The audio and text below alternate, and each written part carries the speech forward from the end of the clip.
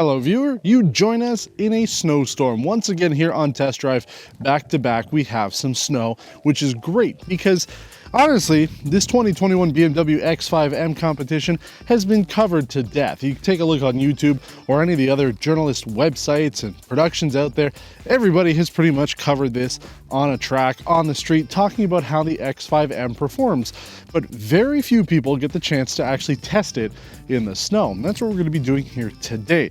Because, yeah, you can look online and find every single detail about this vehicle, but finding it in the snow is going to be kind of tough. Now, I'll give you a couple bits of information before we go on our road test, just so that you have all the information you need before we get on the road. Base price for this vehicle here in Canada, $130,000. That's $105,000 in the US if you go with the X5M.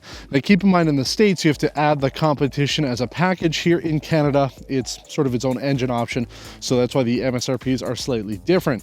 Fully loaded, or loaded at least this way, we're at $147,000 Canadian, $125,300 US. A lot of money, but it is a hell of a lot of car. Now, this X5M Competition is powered by BMW's 4.4-liter twin-turbo V8 engine, produces 617 horsepower, 553 pound-feet of torque. Great numbers from a mid-size luxury SUV. This uses BMW's M Steptronic 8-speed transmission with drive logic. They're not using their dual-clutch transmissions on this M vehicle, and when you're driving on the road, you can see why. This performs really well.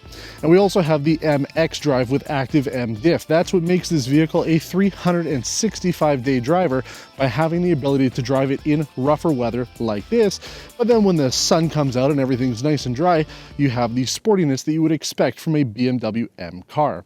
BMW says this will do 0 to 100 kilometers in 3.8 seconds, and I do believe it. We're not going to be testing that in the snow, but we will be going over some stuff, again, that you probably won't see elsewhere. Now, what else about this vehicle is there to say? As the way that I would probably configure it, we've got the Donington gray paint color on here. This is the same color that we saw last year on the X3 M Competition. And we also have the Sakir orange interior, full merino leather. Looks great. Might not be your cup of tea, but if you compare it to the X5 plug-in that we did last week, the color on this is great.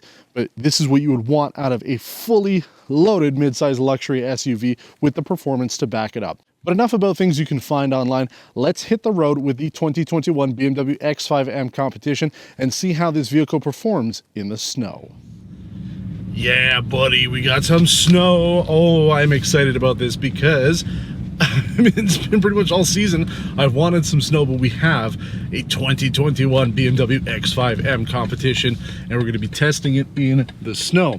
Now, much like when we've done testing before, I always try to mention that I know this is not the end-all when it comes to snow testing.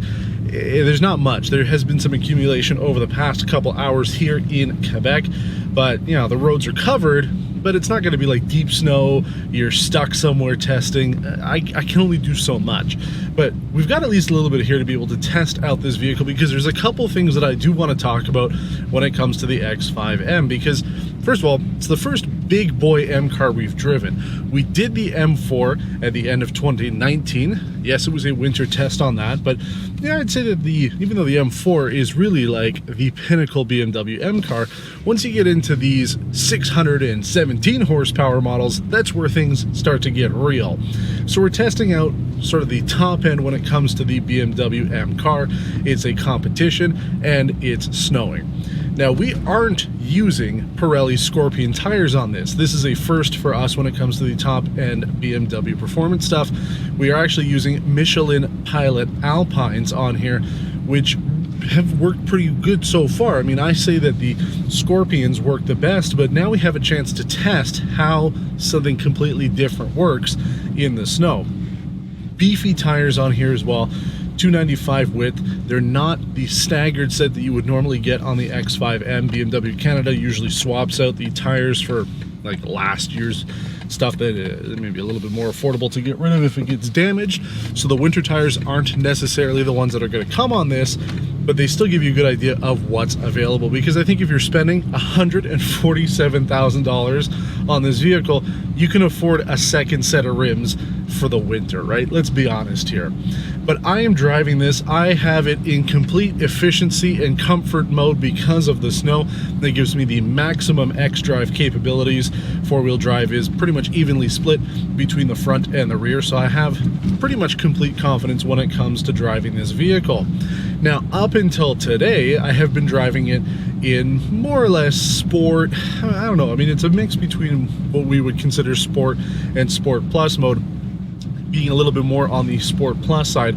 My daily driving with the M setup here is to have the engine and everything, engine, suspension, steering, all of that set to sport or sport plus, the highest. I even have the xDrive in the BMW M driving mode, so then that way I have, you know, a little bit of fun as I'm driving around. It puts more power to the rear wheels than it does the front, and turns off the basic level traction control. You still have stability, so you still are safe on the road.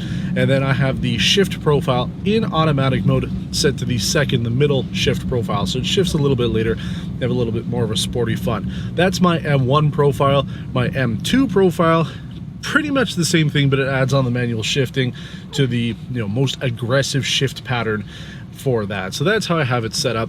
One thing to note about this compared to the BMW X5 M Competition that we drove is things are slightly different when it comes to the modes here. You do have all those controls, as I mentioned, the engine, suspension, steering, brakes. There's a difference between comfort and sport performance for the brakes, but then they also have a M mode, a view system for your infotainment. On regular road use, you have what you would expect from BMW. Normal setup for the iDrive and your cluster computer. A little bit more sport oriented, but pretty much what you would want. If you change it into sport, things get interesting because the HUD will now change to the sport HUD, which you would not normally get if you have even everything in sport plus mode. Doesn't change the HUD until you change the view. Also, the cluster computer changes as well. You have less information there, bigger numbers for the speed, shifting, things like that. The important details are there. Now, if you hold down that view button, you will go into track mode. That doesn't change the way the car performs, but it is for track use only because it disables everything for iDrive. So your music's off, you can't touch anything on the screen, all of it's off, and you have even less information, but the stuff that you ultimately need, you really need, is available to you on the center computer. So that's if you really are taking it on the track. You want no distractions, you just want to have fun and enjoy the car. So you do have to play with a little bit more stuff when it comes to the tech on this X5M, but yeah, honestly, for me, it's kind of worth it, right? You're buying this, you're gonna have a little bit more fun and a little bit more tech over the X3M that we drove, and overall, you're paying for it, right? I mean, $147,000 starts to add up pretty quickly. But overall, I've been very happy with the X5M. It works well, it's comfortable, it's pretty much what we drove last week when it came to the X5 plug-in, but now you've got everything. Leather, full merino throughout the entire vehicle here, suede headliner, everything is really good on this car. I love it. And yeah, I mean, I did say when I was driving it with the X5 plug-in, I said I would probably take that one over this, and it's true. Even today, I still think that that is true. I would much rather have the plug-in as a daily driver. Yes, oh boy, this thing is fun, and a little bit kind of like when we drove the Trackhawk, there is a novelty factor to it. This, it's not quite the same. With the Trackhawk, I got bored of it after a day. With the X5, maybe because the power is a little bit more usable, and because there's so much control in this and the interior here is so nice, I'm enjoying living with this more on a daily basis. I am still spending a lot of money in gas. Fuel economy on this is non-existent, but the idea is to have fun with it and to be able to use it even if everything is in comfort and efficiency mode. You can still have fun with the X5. And again, the most important thing when you're driving this, if you're buying this year-round and you live somewhere here, is how it works in the snow. And so far, I have been very, very happy with it. We're not doing anything silly, but you can see, even if I give it a little bit of gas, it will, you get a little bit of fishtailing, just a little bit. And that's in full, comfort mode, because it's still an X5M. You're not stripping out any of that DNA just by keeping it in efficient mode, but it does work. So if you're wondering, if you live in a place that gets a lot of snow, can you really get away with buying an X5M, even the competition, and have fun with it and stay safe during the winter? I would say the answer is yes. You're going to be able to do everything with this vehicle, have fun with it, I mean, unless you don't like spending money on gas, in which case don't buy this, but I don't think you're going to be considering this anyway. You'll go buy the plug-in hybrid that we were featuring before. You know, because we have driven the X5 now in pretty much every configuration. You know, I didn't want to spend as much time on the outside. I wanted to get it on the road and talk to you about how this vehicle performs on a daily driving basis and give you kind of more of my impressions. You know, we always try to talk about the real world situation with these vehicles, but I felt I could give you a little bit more of the not behind the scenes lifestyle, but kind of the idea of how life would be to live with when it comes to that vehicle. And that is the point of this. That's why there's less B-roll for this video. We got done with the introduction stuff right away because it's more of you joining me on a drive here in the middle of some snow. And I don't care what you say, it's a snowstorm. Earlier in the filming process, I had to make a turn that I wasn't planning on to because the train track, the level crossings here are frozen and I can't actually get to the south part of our town right now. But that's snow for you here in Quebec. But great experience with this X5M. I do like it. Thank you to BMW for giving us something other than black on black. I like the interior color here. It definitely pops. Donington gray, same color that we had with the X3 M Competition about a year ago. So it's nice to be able to see it in the bigger version with the X5. But man, there's not much to fault when it comes to this vehicle. If you're spending the money, you want an M car, then this is the way to go. Until we get our hands on something like the GLE 63, I don't really have much to compare it to other than my other experiences with BMW M vehicles so far.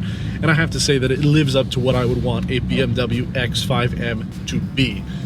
I'm sure there are people out there who are complaining about how stiff the ride is on this, and again, as we mentioned when I drove the X3, that is the point of this vehicle. It is not meant to be comfortable.